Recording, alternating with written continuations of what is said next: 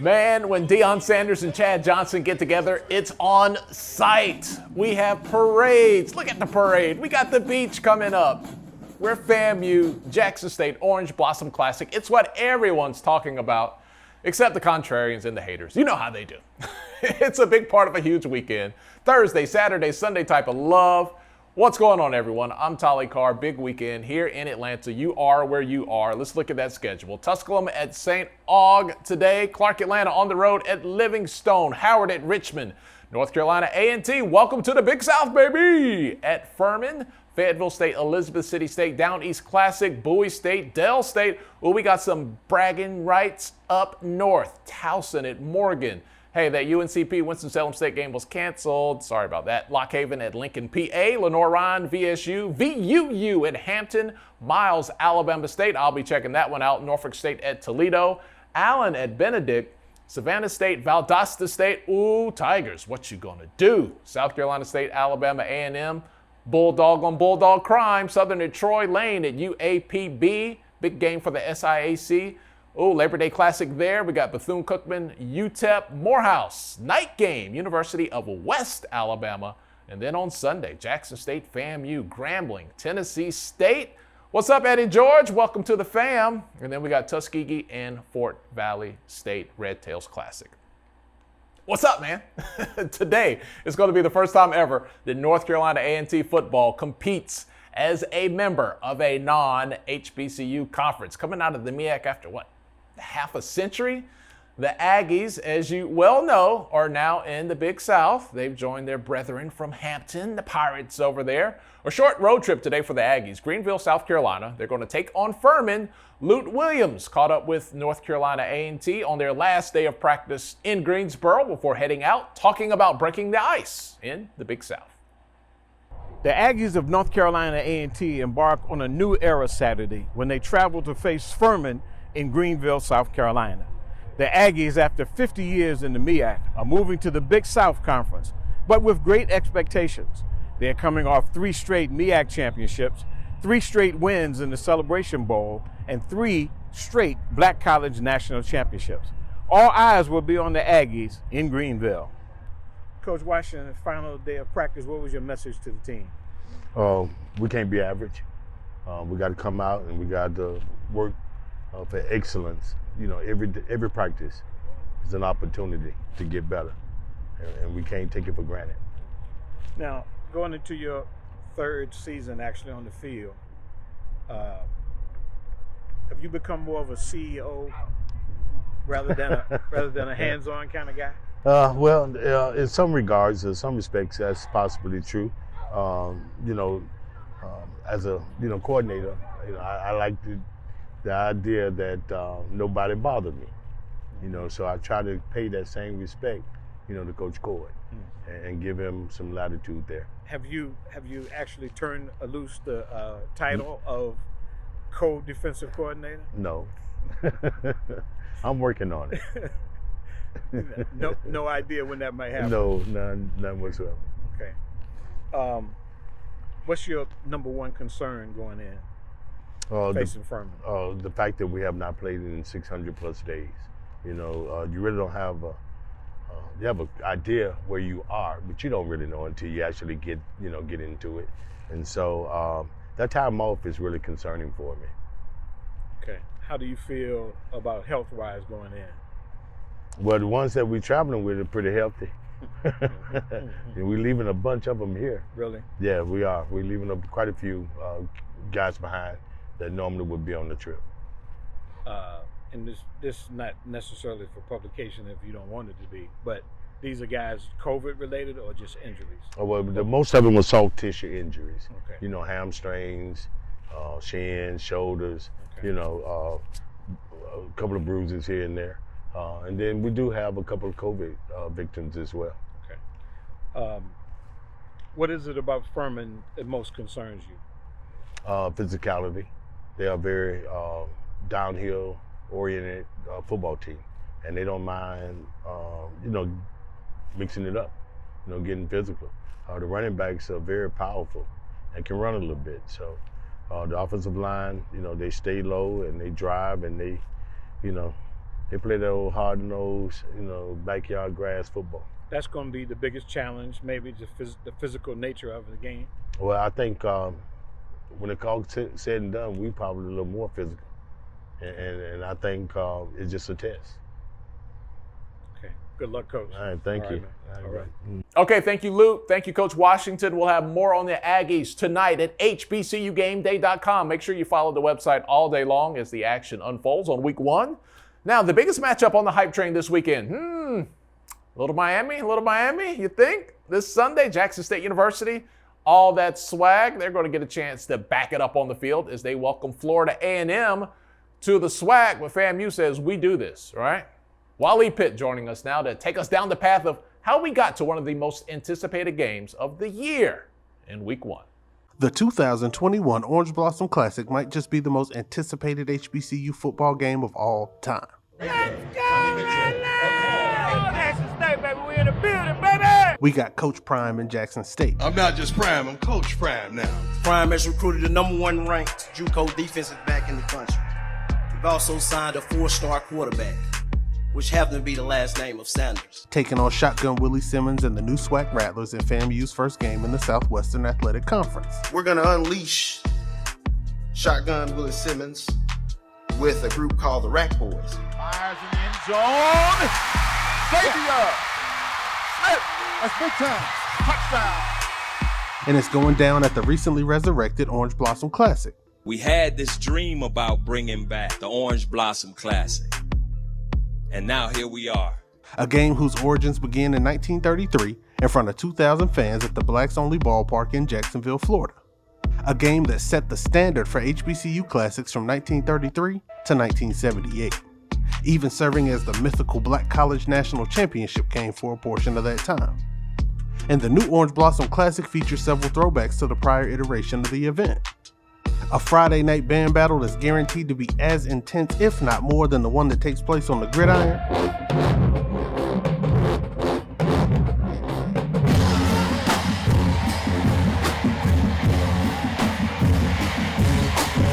A Saturday morning parade through the historically Black Miami Gardens neighborhood.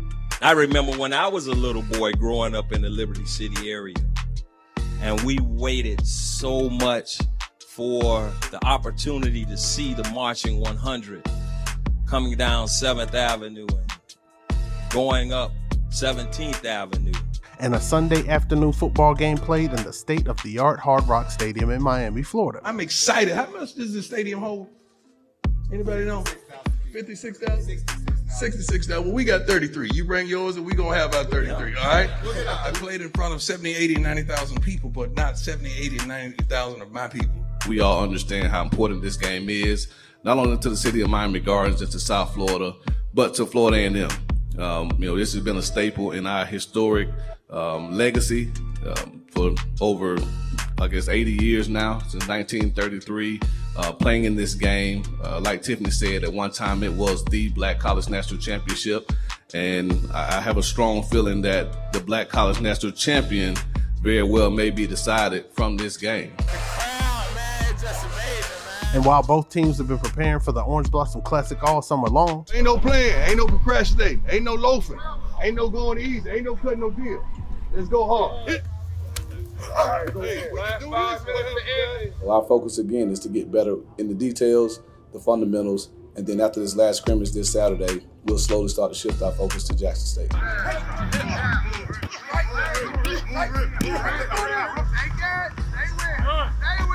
come September 5th, all that back and forth is sure to be settled between the lines as the 2021 Orange Blossom Classic kicks off a new era of HBCU football. One where the national media attention is expected to meet the authentic HBCU experience on a level we've never seen before. Because this is not just a game, it's a celebration. It's an opportunity for us to put our players on stage, and God would bring me here and back to play my first game in my home state with both of my sons. You got to be kidding me, on the sideline with me. I can't wait.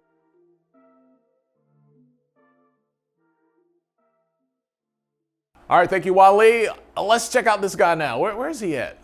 Von Wilson. Come on, man. Come on. Hey, if you're down south, what else? Where else do you do your video shot from? The beach. I don't see a camera. I don't see a press conference. I don't see a tripod. We did all that. It's my time right now.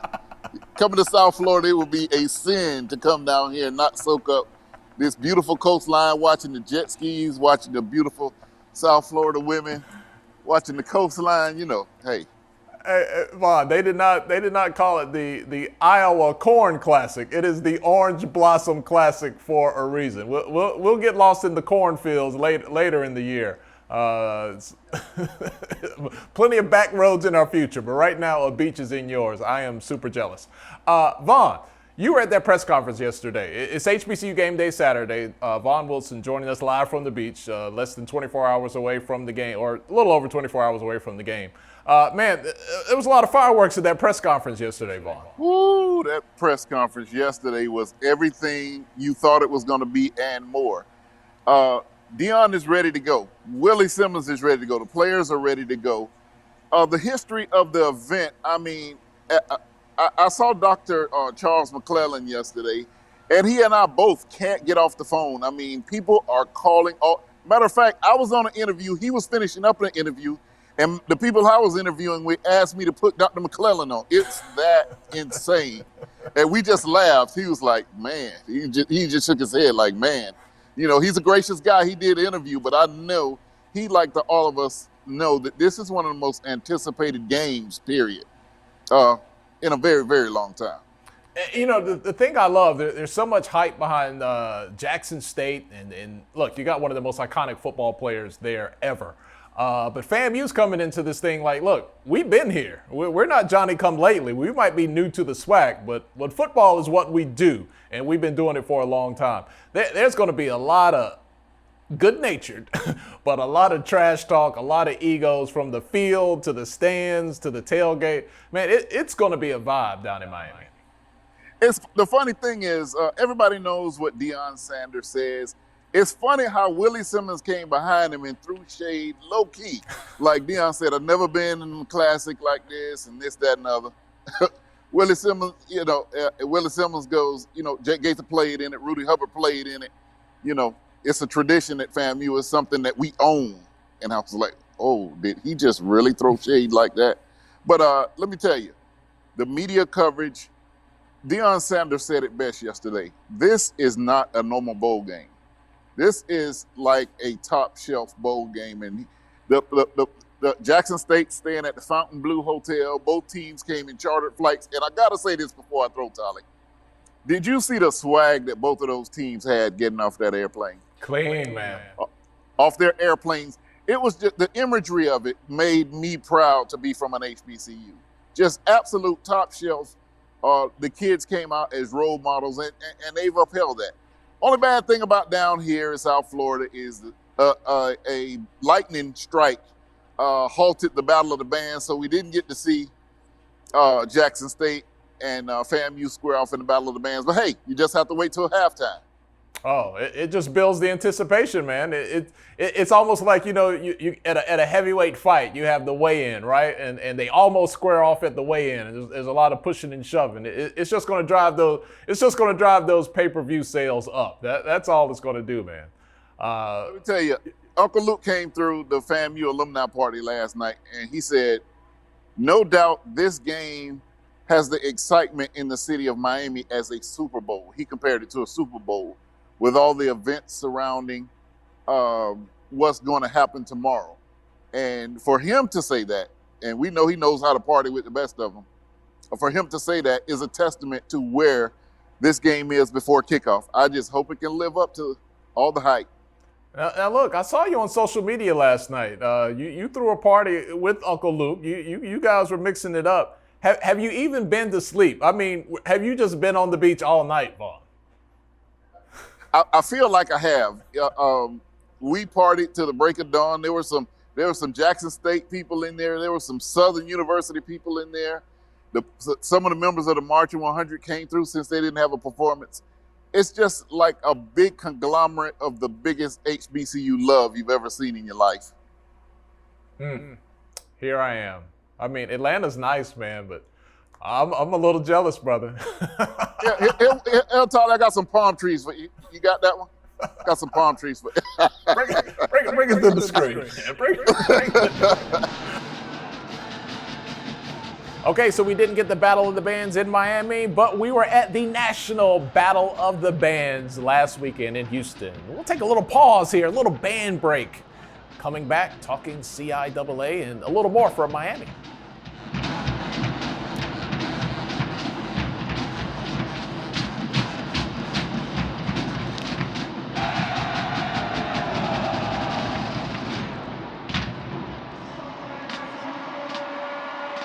All right, welcome back. Let's go back to Miami now. Neely from the pregame show. Neely, we've talked about the excitement. I know you're experiencing a lot of that excitement as well with Jackson State down in Miami. Yes, exciting times, Tyler. You know, we are here embedded with the team at the Orange Blossom Classic down in Miami. Arrived with the team on Wednesday. It is now 24 hours before kickoff. So as you can imagine, that crescendo is taking place. Things are moving up, things are picking up. One more practice to get in, and then it's game time tomorrow. There's always stars around the Jackson State program. Chad Johnson, Ocho Cinco was down there. We had some more guys hanging out with the program this week, right? You know, Chad was here and visited with the entire team, and I think much like Coach Prime, even though Chad Ocho Cinco is some years beyond his playing days, he still has a gravitas with younger players. Players were coming up to him after practice and thanking him for being here and being a part of practice and sharing and partying with them. He spent a lot of time, he being Chad, with Coach Prime, just watching practice, critiquing some things, chiming in.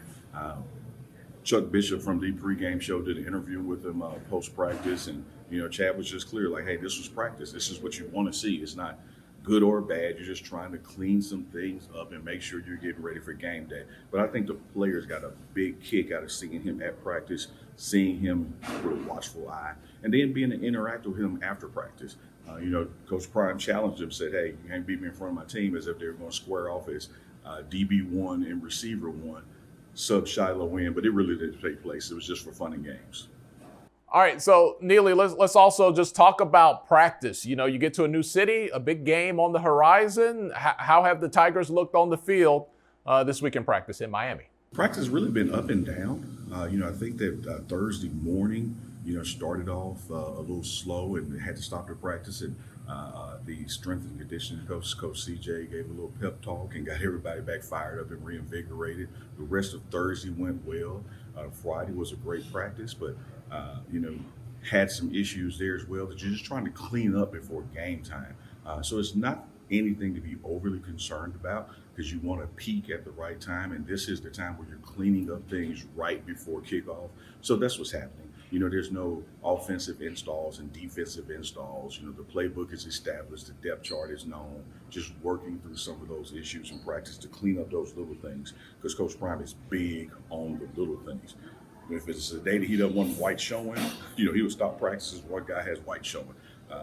You know, everything has to be uniform. Everything has to be succinct and clean up. So it's been a lot of little nagging issues like that as we go forward and prepare kickoff. All right, it's a brand new team. What we saw in the spring, 85% of those players not in this game, not a part of the program. This is the new look Jackson State. Who are some guys that we should watch out on the field? I know that defense is going to be strong. Who are some guys we should watch, Neely?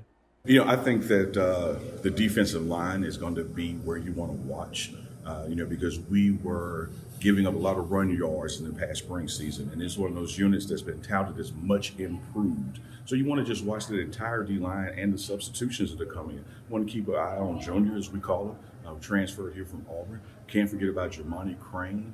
There's going to be a lot of activity on that D-line, subbing in and out, and the coaches have been working with them to make sure there's no drop-off. Just because the twos are coming in, you should not notice that the ones are no longer out there. And the same thing with that linebacker core. Clearly, Aubrey Miller and Keontae Hampton are expected to have a big game, but the same thing with their backups.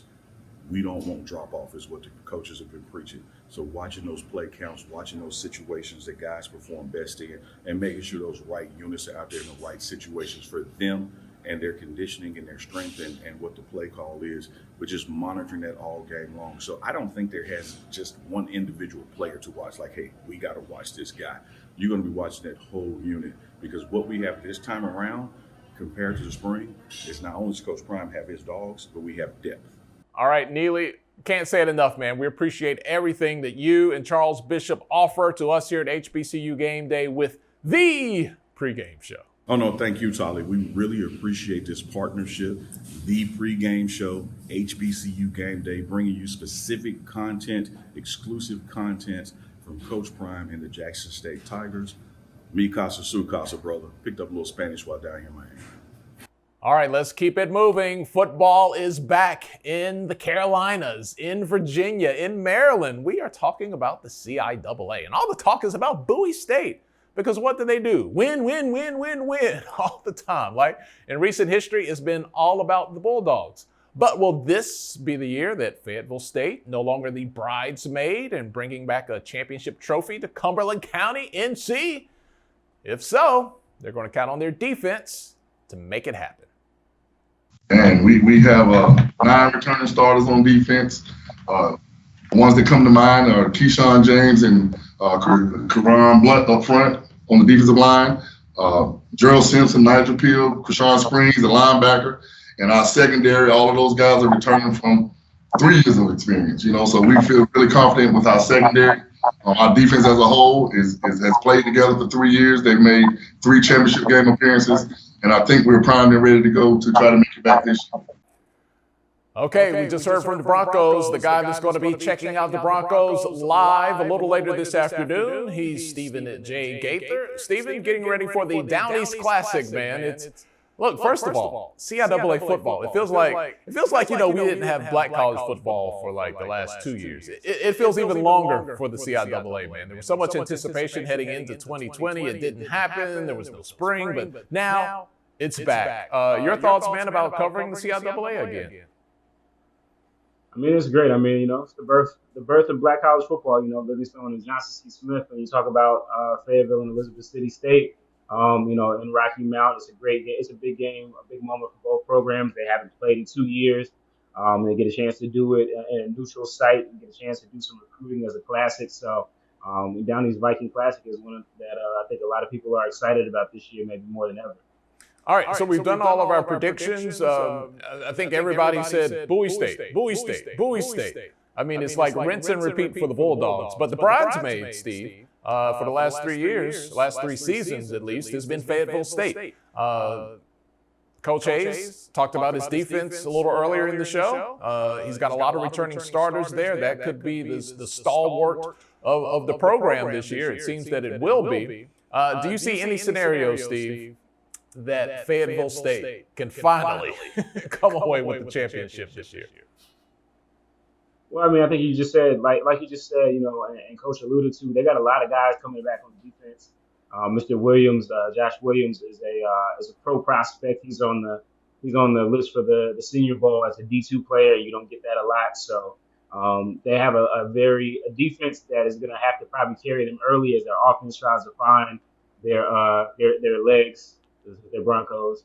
So I think if their offense can come up and match their defense, then I think they're going to be right there in the conversation for it. I mean, even the last couple of years when they lost to Bowie, Amir Hall just was it was just a special year for him. But in 2019, they were right there, a couple plays here and there. So I think definitely the ability want to get some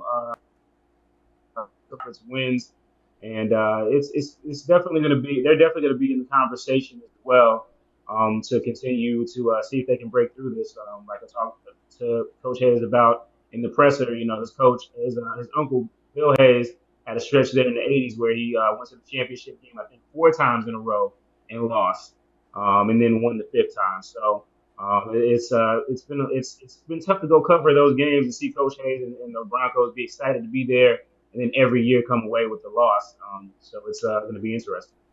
All right, it's HBCU Game Day Saturday, hanging out with Stephen J. Gaither. He's getting ready to get on the road to head down to the Down East Classic in Rocky Mount, Elizabeth City State, Fayetteville State. We have to talk about the Vikings a little bit, Steve. Look, the best news I've heard, let's forget athletics. I saw the email this year, another increase in enrollment. It's just a great thing that the Vikings have been able to do the last couple of years, man, because it wasn't that long ago. We thought they might be closing the doors, but it really seems to be a program and a university that is continuing to rise. Where do they fit athletically, coming back full circle, you think, in the picture this year?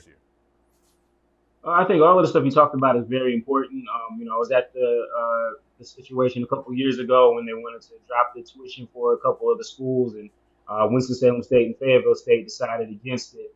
Elizabeth City State has done it, and it's worked out well for them. And you think about it, and people don't necessarily think in these terms about how enrollment matches sports, but of course, more students that are there are paying athletic fees of some sort, so that's going to make your pot even bigger.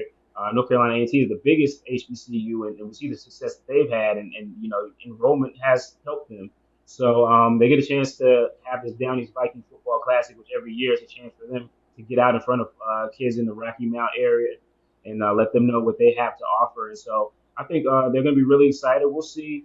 Again, I think with everybody, you think but you really don't know these guys that haven't played in 2 years. And I think for Elizabeth City, it's tough for them because they are in that northern division. You look at maybe if they were in the South, maybe they'd be, in that contention. So, the last time they played this game, 2019, I think Fayetteville State wiped the floor with them. I think they put up like 55 points. I don't expect that to happen again this time.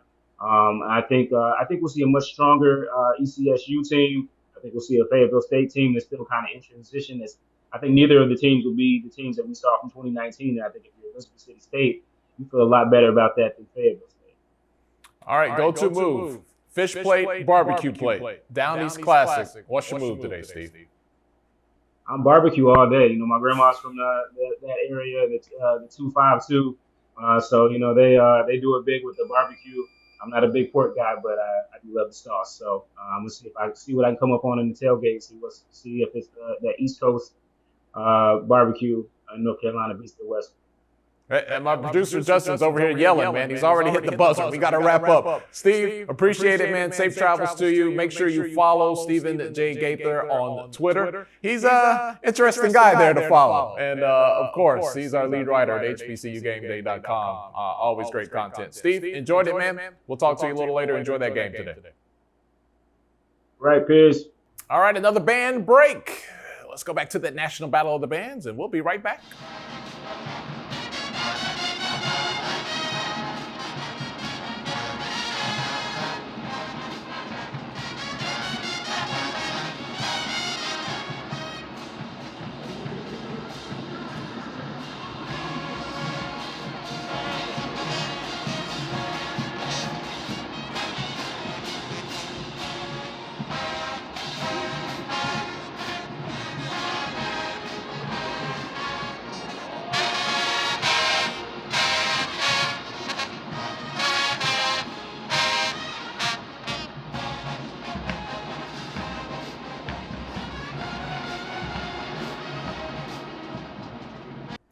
All right, here we are back in the saddle. HBCU Game Day Saturday. I'm Tolly Carr in Atlanta. The MEAC 6, they are about to embark on a game of King of the Hill.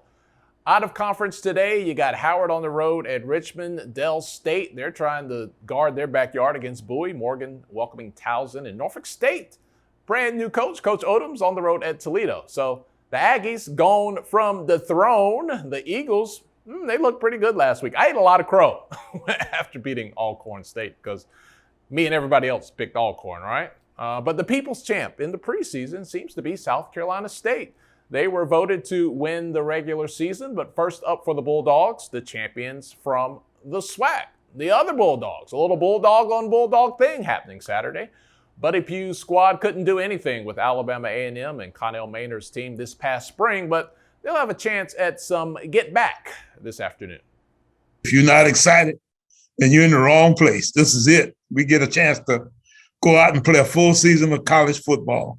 We were, I guess, somewhat successful in the spring. going through the abbreviated schedule that we had, but it was just an abbreviation. It was not a full deal. The stands were empty, and the schedule was just 4 games, and we opened up with a team that beat the starch out of us down here, at our place. So, we own, and we just hope that now that they've hit us in the head and got us a little bit dizzy, we can shake it off and figure out what the heck happened and maybe go back and try it again. All right, just down the road in Alabama, Montgomery will have a whole lot going on. Miles visiting Alabama State, the champs from the SIAC, going for a big check mark on this year's resume in the Labor Day Classic. Now, a win would impress everybody except for the Division II playoff committee, who doesn't care how many D1 teams you beat, but that's another day, another story. But don't worry, Alabama State fans, your squad is not taking those purple people eaters for granted. They are expecting an Alabama showdown. It's definitely a huge rivalry because, you got that in-state and, people that think they should be playing at Alabama State, they're probably at Miles and they're going to bring their best game. Well, you're not going to see a heavy penalized team. Those guys, they're extremely well with making sure they control the chains offensively. Defensively, he's been running the defense, even though he has a D coordinator, I guess it's pretty much like myself. You're going to get involved with what you know best. And you can see on that defensive side that when they want to blitz and get after you, he takes some risks that with going zero coverage. And if you can't block it, he'll continue to give it to you until you can pick it up. And again, you don't win 3 championships without an ingredients of ball control, offensive character with his guys and sportsmanship, and then getting the ball to playmakers. And you can see those things in his previous tape from 19 or 18 or whatever we could YouTube and find. And we've been able to see good championship caliber football. All right, we'll have the purple marching machine, we'll have honeybees, we'll have stingettes, and hopefully a good football game and maybe a little food in the tailgate for your boy, because I'm going to be there today. When it comes to talking good football in the SWAC, no one knows it better than the dean of the SWAC. He's Dr. Kenyatta Cavill. Down in H-Town now, the doc, the dean of the SWAC, Dr. Kenyatta Cavill. He had to get fresh. He and his son getting ready for the Labor Day Classic. Right in the barbershop. Doc, do you ever stop working, man? You're holding your phone. You and your son just got out of the chair, man. You're about HBCU sports 24/7, brother. No doubt about it. 24/7. Make sure I look good for the Labor Day Classic between Texas Southern and Prairie View. It is a home game for Texas Southern University BBA company. I'm here at Cuts by Fred. This is a longtime friend of mine. We both come back from Waco, and so we getting it in there. So you know how it goes down in the barbershop. Gentlemen in here getting ready for their day, talking about their business and just social issues going around the world. You know what we do. All right, so Doug, man, what's going to happen here, brother? Texas Southern, Prairie View, both fan bases, you know what they want. They want that W. They want to win today, man. What will it mean, not only to start off the SWAC, the brand new SWAC fall season with a win, but to also beat your rival in the process? Yeah, it's going to be huge. You start off the conference with a win, especially this year with the conference expanding. It's deeper. Each division is deeper. Alcorn moves to the West. So West was always seen by many people as the deepest division, and now it just gets deeper. Some people in the East would argue with FAMU Bethune-Cookman coming in that at the end of the season, they may be the deepest league. But in terms of this matchup, quarterback play is key. What they do on the lines is also going to be interesting. You got a transfer quarterback in for Prairie View, and so people are interested to see, is he the real deal? I'm hearing from those that were sneaking into practices that he's going to be ready when you talk about Dwan Pass, the transfer from Louisville. But you have a freshman quarterback, they got a chance to see some stuff over there at Texas. Is it not? People don't quite know, but Texas Southern feels like they've taken the next step and they'll be ready to get into it with Prairie View. The question other than 16 game lose in terms, they want the Skids. Prairie View thinks that they should have the division. So it'll be fascinating tonight to see what's going on about for the band. And Doc, I think as you started talking about Texas Southern there, I think somebody who works at Sprint or AT&T is from Prairie View. They're kind of working on your signal there a little bit. We'll let you go on this one. We'll let you go on this one real quick, man. That internet can be a tricky thing. Is it really going to happen for Texas Southern? The fans are thirsty. Doc, you know it. Come on, Doc. You're on campus every day. Oh yeah, they've lost 6 straight. What is it? 13 out of the last 15, 16 games. So it used to be a while where, you know, in the play Prairie View dominate. You know, no, it's turned multiple coaches, multiple players.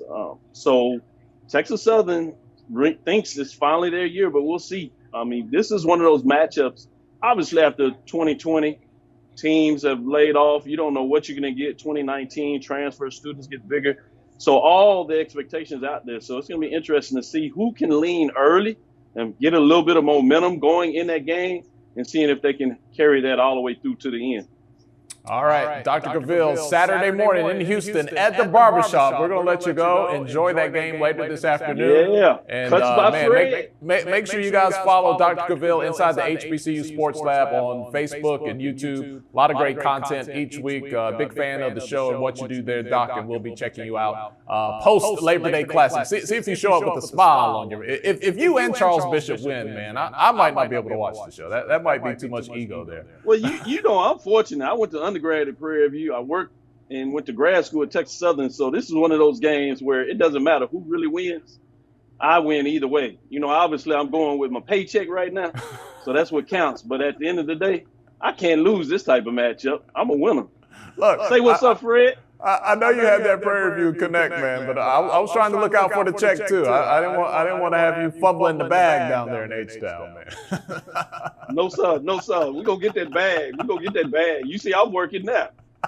I see you. All right, Dr. Gaville, thanks a lot, man. Enjoy the game. Enjoy your family. I know your son's with you today. Appreciate you taking a little time, man. We'll talk to you later. All right, appreciate you. All right, thanks, Doc. New branding, new logo, new teams, but still the same flavor. We're going to go down south in the SIAC when we come back, but another band break. Get those knees up. Band break.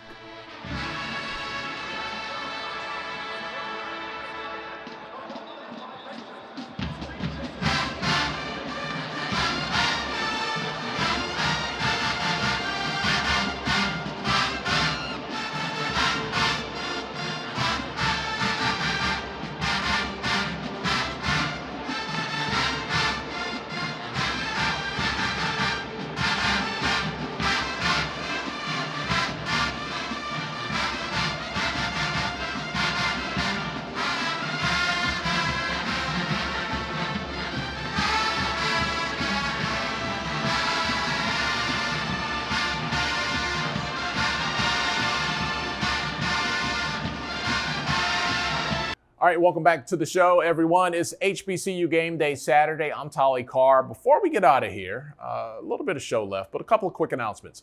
I want to send a big thank you to the HBCU Living Legends. It's an award ceremony taking place in Charlotte, North Carolina tonight. I am one of the many recipients who will be receiving a Living Legends Award. I'm very grateful.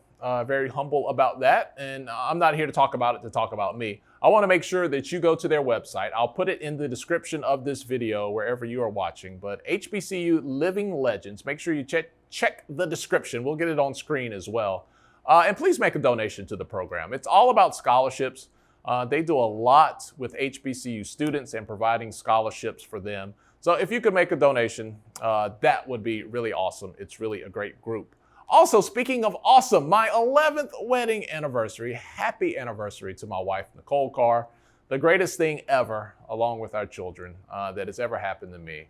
I love you, baby, and thank you for letting me work because it's football season. I'm going to a game today. We'll celebrate our anniversary on Monday my stuff isn't on the yard when I get back from the game late tonight. We'll see. All right, back to business here. But happy anniversary, honey. Every year, we take great pleasure in announcing a Protect Your Skull HBCU Game Day Offensive and Defensive Player of the Year for both the FCS and Division II. It all started with a couple of guys that you all know pretty well. Tariq Cohen and Darius Leonard were our inaugural winners. And after a layoff from COVID, who knows who will emerge as, one of the best in Black college football this season. But could our reigning Offensive Player of the Year in the FCS, Jermaine Martin from North Carolina A&T, he's back. Can he run it back like all those touchdowns he did in the Celebration Bowl? Man, I expect great things from him. I think there are a lot of great athletes that are going to be coming at his throne. He's the recipient. He's coming back. I think they moved into another conference. So the level of competition is going to be there to really, if anything, knowing the great athlete that he is, the great core values that he has, and the hard work ethic and his background and his journey, getting it out of the mud. We like to say that, and it's cliche, but that's truly what it is. Athlete of that caliber with his work ethic, his mindset, and then with the level of competition being stepped up, he's just not going to do anything other than meet the challenges, and that's going to further enhance his opportunity to be recipient of that award again, and it's for everybody else to come at him and get it. But we're excited for him and the opportunities that he has before him. He's a great athlete. Okay, a big shout out and a big thank you to Tracy Suggs and Foster Wilkins, those guys from Protect Your Skull, a couple of FSU, Fayetteville State alums. Around here, FSU means Fayetteville State, in case you didn't know. Both of them former football players as well. They're making a big impact in the HBCU community. Thank you so much, guys. Looking forward to this year's award. All right, let's move over to the SIAC. We're already talked about Miles. Tuskegee and Fort Valley, they will also be in Montgomery, and that's a Sunday night clash, the Red Tails Classic. Albany State got the win on Thursday night against Mississippi College, and today, Clark Atlanta on the road. Director Justin is a CAU alum. He's going to be cheering for them. We've been at that Livingstone camp. We've been embedded with those Blue Bears all summer, heading into the fall. That's going to be a steep challenge for your boys, Justin. I'm just saying. But for CAU, we'll look for that. Allen and Benedict, they're going to bring the sun down tonight in Columbus, and Savannah State. Come get some. Going to Valdosta State. That's a big opportunity for the Tigers there. A win there would be huge. Lane, hey, same thing for you. Tonight, UAPB and Morehouse on the road under the lights, West Alabama. Another big game. The SIC could have a big weekend. Edward Waters University, welcome to the SIAC. They're off this weekend after a week 0 victory in their new multi-million-dollar facility. And next week, a national TV game on ESPNU. How about that versus Benedict and Chennisberry and the boys? Okay, once again, scores from Thursday night on your screen in case you missed it. Mississippi Valley State, 35-0. Albany State put the 24-0 win against Mississippi College, and Shaw goes down 30-7 against Wingate, and CIAA member Shawan over Mars Hill 30-24. Now, while this is week 1 of the college football season, it's not the first week, because last week there was a week 0, but it was not a 0. It was like a perfect 10. The MEAC SWAC Challenge gave us a big upset in North Carolina Central over Alcorn State, but don't mention that upset part to the Eagles.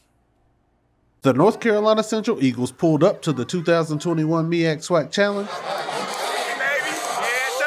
and pulled off with a statement win over Alcorn State at Central Park Stadium in downtown Atlanta. A game played in the shadow of a larger-than-life bronze statue of Henry Aaron. This year's MEAC SWAC Challenge had the Eagles and Braves playing in their first game in over 600 days.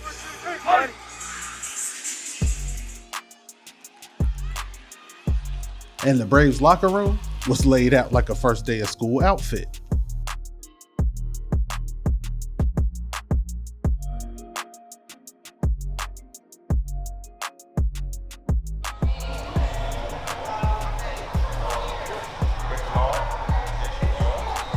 And word to Phil Collins, you could feel it in the air during pregame.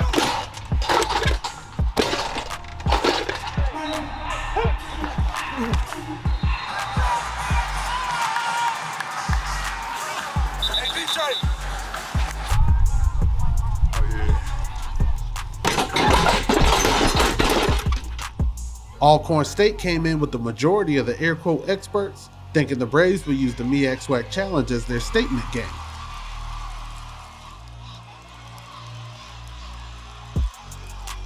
To remind everyone that the spring season aside, them boys from Norman, Mississippi been the one getting rings in the SWAC lately.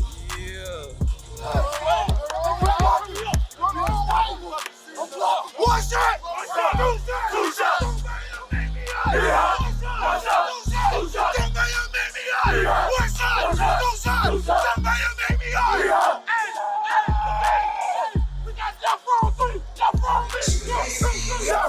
And the Braves took their pregame hype straight to the field. Felix Harper finding Juan Anthony for the 20-yard opening drive touchdown.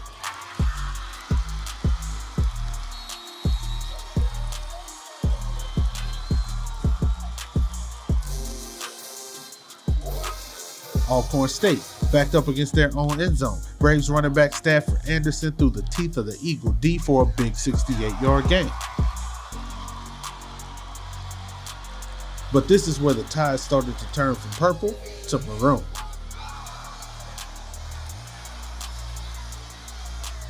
A missed field goal plus Felix Harper's trouble holding on to the ball gave the Eagles enough of a chance to get going on offense.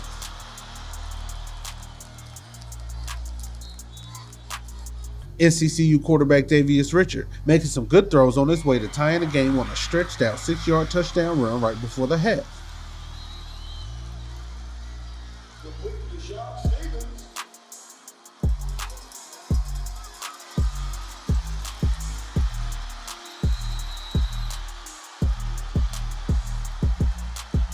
And the Eagles took a 13-7 lead in the second half after a long run from Jamal Curry Elliott, a 1-yard punch in from Davius Richard, and a blocked extra punt.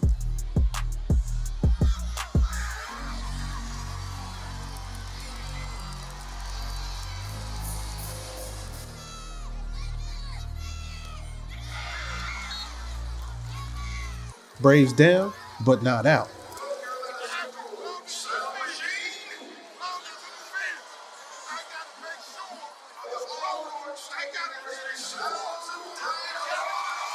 Nico Duffy, big run.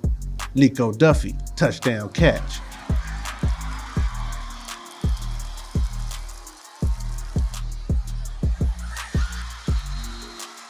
Braves up 13-14 going into the fourth quarter.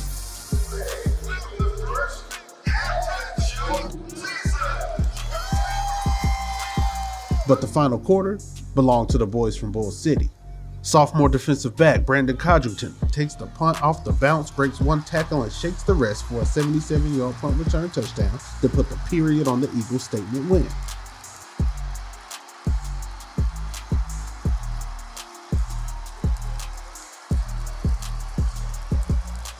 And while North Carolina Central celebrated their upset win in the MEAC SWAC Challenge,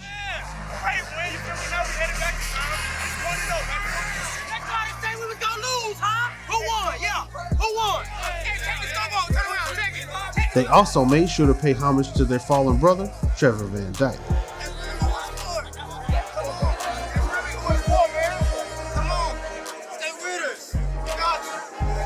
The Braves have to head home with the L, but they let everybody know that they plan to be back in Atlanta in December to run it back at the Celebration Bowl.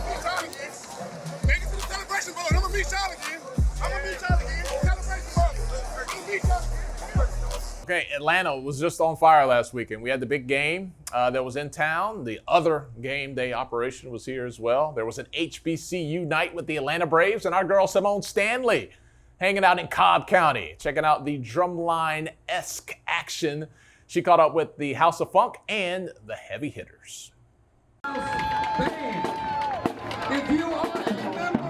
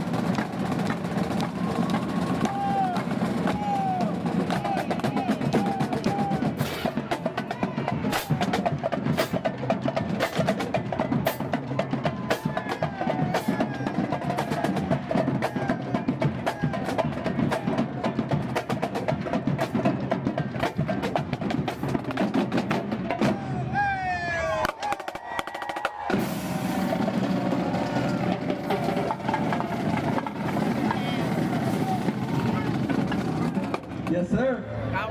Please make some noise.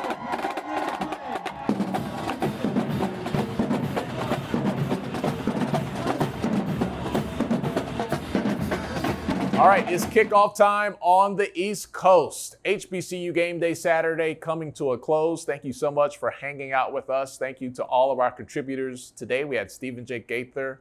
Wally Pitt sent us in the footage from the parade. We had Vaughn Wilson down on the beach. We had Neely hanging out with us. Charles Bishop was behind the scenes. We had Dr. Kenyatta Cavill in Houston. I'm headed to Alabama. Shout out to all you guys for hanging out with us here at HBCU Game Day.